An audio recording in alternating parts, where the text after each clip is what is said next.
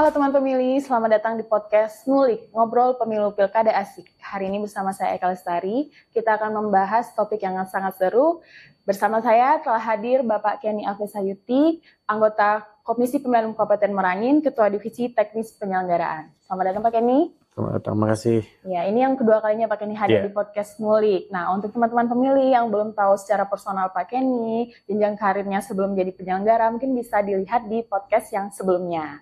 Nah, Pak Kenny, sebelum saya masuk ke pertanyaan nih, sebagai penyelenggara pemilihan serentak dan pemilu kemarin, dan juga sebagai pemilih muda, kalau dalam kategori usia, Bapak masih masuk pemilih muda dan generasi milenial. Bagaimana sih perasaan Bapak memandang amanah sebagai Ketua Divisi Teknis Penyelenggara tingkat kabupaten? Oke, makasih.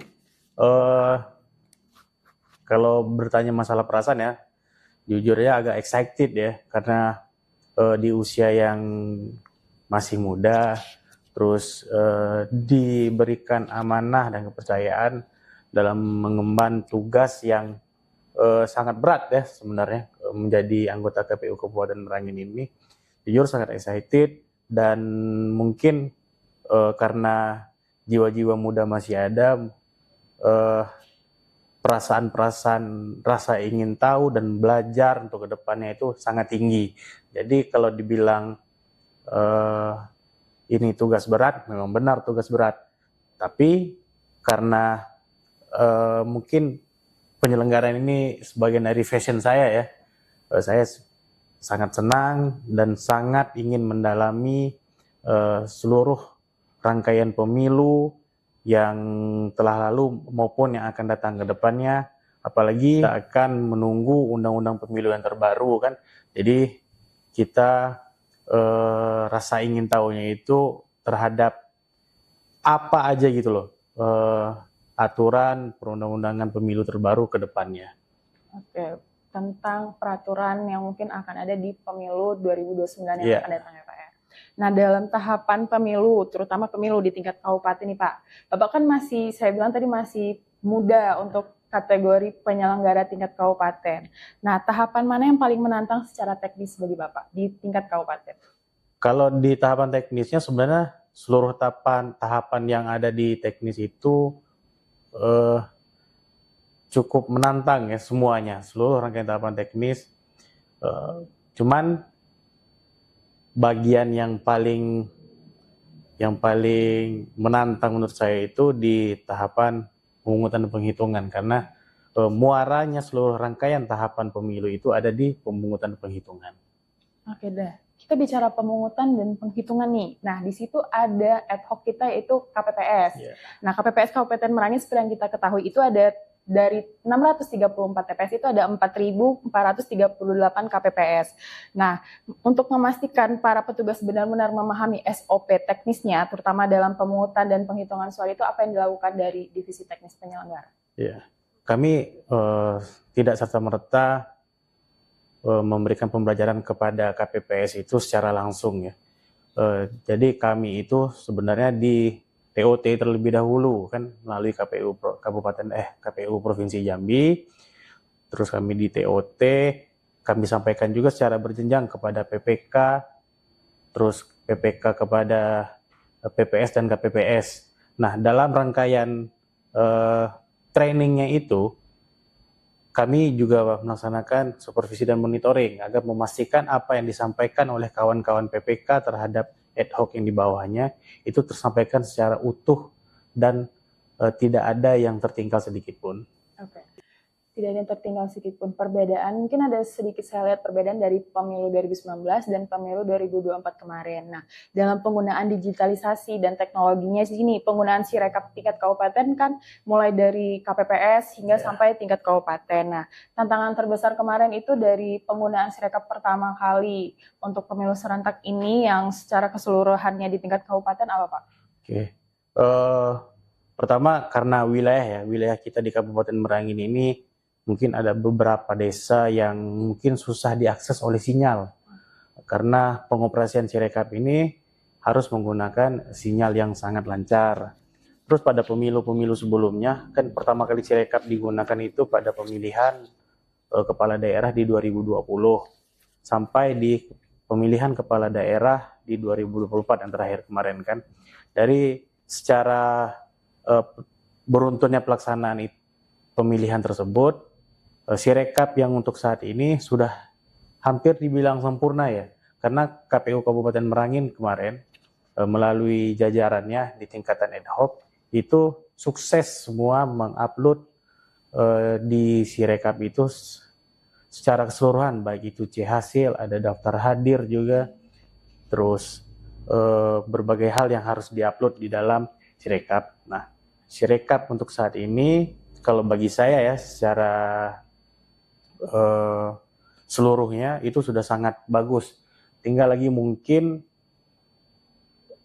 peningkatan sinyal yang ada di Kabupaten Merangin ini, karena kasihan juga kawan-kawan KPPS ini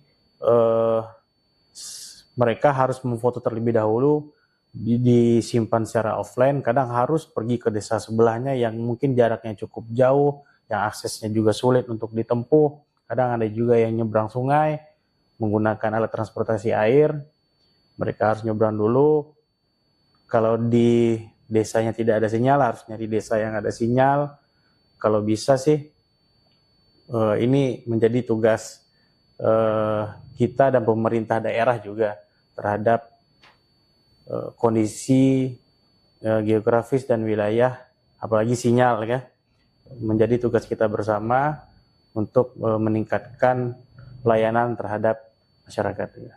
Oke, berarti bukan hanya KPU saja yang terlibat dalam kegiatan pemilihan ini, tapi kita juga harus berkinerja dan kerjasama dengan instansi terkait dan stakeholder, terutama sekarang KPU udah saling membangun MOU ya Pak, dengan beberapa instansi lainnya. Nah, kita bicara tentang geografis nih, Kabupaten Merangin memiliki 24 kecamatan. Nah, dari 24 kecamatan itu dalam masa tahapan pemilihan khususnya pemilu, kita ada tahapan yang namanya penyusunan daerah pemilihan atau ditata gitu daerah pemilihannya. Nah, mungkin dari teman-teman pemilih ini sering dengar yang namanya dapil. Nah, pertanyaannya mungkin ada apa sih Pak itu dapil dan apa dasar hukumnya dapil itu dalam pemilu 2024 kemarin? Jadi dapil itu singkatan dari daerah pemilihan. Daerah pemilihan ini adalah pembagian wilayah administratif ya, berdasarkan dengan jumlah penduduk, di mana area dapil ini menjadi tempat para calon legislatif untuk berkontestasi, merebut suara dan mewakili konstituen untuk wilayahnya tersebut. Dan juga dasar hukumnya itu ada di Undang-Undang 7 2017 di pasal 185 sampai 193, terus ada juga di PKPU 6 tahun 2022 yang mengatur tentang penataan daerah pemilihan. Nah, sebelum dilakukan penataan daerah pemilihan, tentu ada hal-hal atau beberapa kegiatan yang dilakukan di tingkat kabupaten tentunya. Nah, KPU Kabupaten Merangin sendiri kemarin untuk penataan dapil, kegiatan apa saja yang dilakukan sebelum dapil tersebut ditentukan, Pak? Jadi pada pemilu sebelumnya itu di periodisasi yang sebelumnya, sebelum saya menjadi anggota KPU Kabupaten Merangin. Jadi kawan-kawan KPU sebelumnya itu melakukan uji publik terlebih dahulu, mengundang tokoh adat, terus stakeholder terkait tentang penataan dapil, dilakukan uji publik terhadap penataan dapil yang dilaksanakan oleh KPU Kabupaten Merangin. Oke, hasil dari dapil seperti yang kita ketahui kan dalam pemilihannya dapil 1, dapil 2, kita lihat tuh ada sekian nih untuk DPR-nya, dapil ini. Nah, itu kan namanya alokasi kalau saya nggak salah, alokasi kursi. Nah, penentuan alokasi kursi itu sendiri gimana, Pak? Jadi, penentuan alokasi kursi dari setiap masing-masing dapil itu sudah diatur di Undang-Undang maupun di PKPU 6 2022 itu sesuai dengan jumlah penduduk yang ada di wilayah dapil itu tersebut. Berarti jumlah penduduk yang digabungkan antar kecamatan tadi, Pak? Kecamatan, antar desa, antar kecamatan yang ada di dalam satu dapil itu. Nah, untuk ini, kita ketahui lagi nih, berapa sih Pak jumlah dapil Kabupaten Merangin untuk pemilu kemarin, Pak? Mungkin bagi pemilih pemula nih yang belum milih kemarin nih, mereka ingin tahu sih berapa jumlah dapil yang kemarin. Untuk pada pemilu terakhir kemarin di tahun 2024 itu dapil Kabupaten Merangin itu ada 4 dapil yang tersebar di seluruh wilayah Kabupaten Merangin. Dekat-dekat nggak sih Pak secara geografis atau dalam dapil itu berjauhan? Dalam dapil itu kalau geografisnya itu dari satu kecamatan ke kecamatan lainnya itu berintegrasi, jadi bersambung ya secara administrasi wilayah. Dan aksesnya pun juga masih di dalam satu wilayah yang bisa diakses di wilayah dapil itu tersebut. Oke, alokasi kursi paling banyak di dapil berapa Pak? Alokasi yang paling banyak itu di dapil 1, ada 12 kursi. Ada 12 kursi. Untuk Merangin sendiri alokasi kursi DPR-nya berapa Pak? Ada 35. 35. Jadi keempat dapil itu digabungin semuanya 35 untuk kursi. DPRD Kabupaten. Untuk alokasi kursi dan dapil tadi ada perbedaan nggak Pak dari pemilu 2019 kemarin ke 2024? Jadi untuk perbedaan dari pemilu 2019 dan pemilu 2024 itu jumlah dapilnya masih tetap sama, ada 4 dapil. Oke, nah kita udah panjang nih pemirsa bahas dari tentang tantangan yang dihadapi Pak Kenny selaku penyelenggara yang termasuk penyelenggara muda di era ini, dan juga tentang bahas kegiatan yang dilakukan selama pemilihan dan pemilu kemarin, dan spesifik lagi tadi kita sudah bahas tentang daerah pemilihan. Bicara pemilu dapil pemilu 2019 ke 2024, nah untuk mendatang nih kira-kira pemilihan pemilu 2029 ada perubahan dapil nggak kalau Bapak lihat secara agregat kependudukan? Pada pemilu selanjutnya ya, Yep. Ini sembari menunggu undang-undang terbaru kan, apa ada pemisahan terhadap pemilu nasional dengan pemilu lokal. Yang jelas Kabupaten Merangin itu berpotensi bertambah jumlah alokasi kursi legislatif yang awalnya 35 mungkin bisa menjadi 40 berdasarkan dengan jumlah data agregat kependudukan untuk semester-semester selanjutnya. Karena jumlah data agregat kependudukan kita dari tiap-tiap semester hasil koordinasi bersama Dinas Dukcapil itu bertambah. Jadi sangat berpotensi pada pemilu selanjutnya mungkin jumlah alokasi bertambah, dan mungkin kita bisa jadi akan melakukan penataan dapil ulang pada pemilu selanjutnya. Berarti kemungkinan akan ada perubahan dapil atau perubahan penataan dapil dan alokasi kursi di pemilu 2029 yang akan datang. Nah, untuk pemilih muda nih, mungkin harus menyiapkan siapa yang harus dipilih di 2029 kemarin jika ada penambahan lagi kan Pak, tentunya karakternya dan yang lain-lainnya. Nah, teman pemilih, menyenangkan sekali obrolan kita yang kedua kalinya nih sama Pak Kenny, walaupun sebelumnya Pak Kenny nggak sama saya, tapi hari ini sama saya. Udah selesai mulai bahas dari bagaimana mengemban tugas jadi ketua teknis penyelenggaraan pada pemilihan kemarin dan tantangan yang dihadapi pada pemilihan kemarin, serta lebih spesifik kita bahas tentang dapil kemarin yang mungkin menjadi wawasan dan pengetahuan bagi pemilih atau teman pemilih yang menonton podcast ini. Mungkin ada satu pesan Pak untuk pemilih muda yang akan datang di podcast kali ini.